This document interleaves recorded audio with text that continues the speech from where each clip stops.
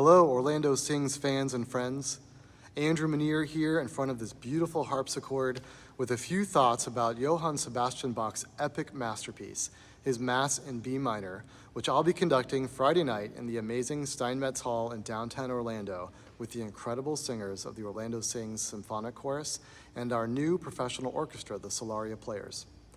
Before I start, I want you to know how to get tickets, and the easiest way to tell you is to go to orlandosings.org, and where it says Baroque Magnificence, hit the blue button and it will take you right to the correct page at the Dr. Phillips Center, where you can then pick out your seats to come and hear this instrument along with everyone else on stage this Friday.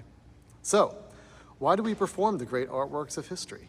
Well, why do thousands flock to lay eyes on Da Vinci's Mona Lisa at the Louvre, or behold the Duomo in Florence, or see again Shakespeare's Romeo and Juliet?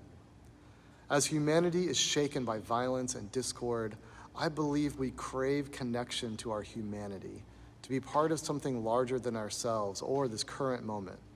We realize when taking in the best creations of humankind that there is hope and survival of what we hold dear.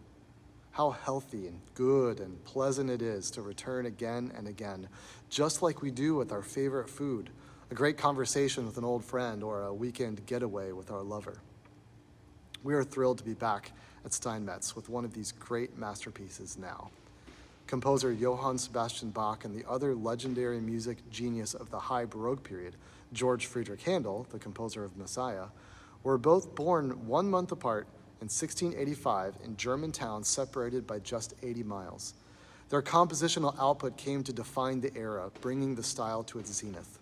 They differed in that Handel was considered modern and cosmopolitan, while Bach was steeped in the tradition of his musical family.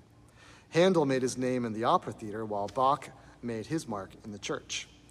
For those who attended our performance of Messiah last March, you'll notice that the drama of Handel's oratorio is replaced for this concert with the grandeur of Bach's festive orchestra, his mastery of harmony and counterpoint, and the delight of his varied musical styles and textures.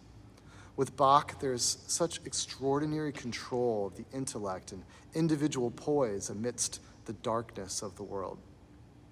Too long to be used in a church service, the Mass in B minor has always been better suited for concert performance. It was not so much composed as it was assembled from previous works. In the later years of his life, Bach became interested in compendiums of his life's work, like the Goldberg Variations and the Art of the Fugue, though he had long been interested in cycles like his Well-Tempered Clavier, which were keyboard works in every major and minor key, or cantatas for each and every Sunday of the liturgical year. The Sanctus of the B minor Mass was composed in 1724 for his first Christmas in Leipzig, while the Kyrie and Gloria, together referred to as the Missa, in 1733 to impress a would-be employer. And the remaining movements not until August 1748 through October 1749, though much of that music was borrowed and reworked from previously composed cantatas. The Protestant Lutheran Mass consisted only of the Kyrie and Gloria. Bach wrote several of these really delightful short masses. But then Bach joined the pantheon of great composers throughout history by ultimately completing the full Catholic Mass to include the Credo, Sanctus, Benedictus, and Agnus Dei. We know he studied music of the past, and like all great artists, he mastered the past before pushing music into new territories. In the Mass, you hear a summation of it all. The old stile antico of the Renaissance with imitative and canonic melodies, one voice following and overlapping another.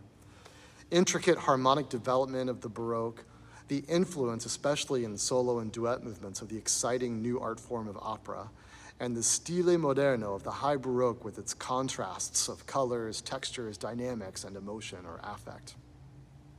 Bach once said that the aim and final end of all music should be none other than the glory of God and the refreshment of the soul.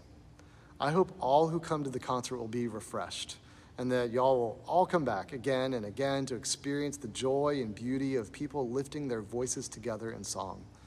We absolutely love bringing the best of this ancient art form of choral music to our community today.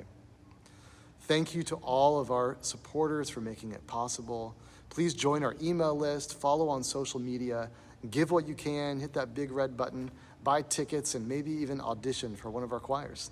You can find out about it all at orlandosings.org. Enjoy the music. See you at Steinmetz. Thank you.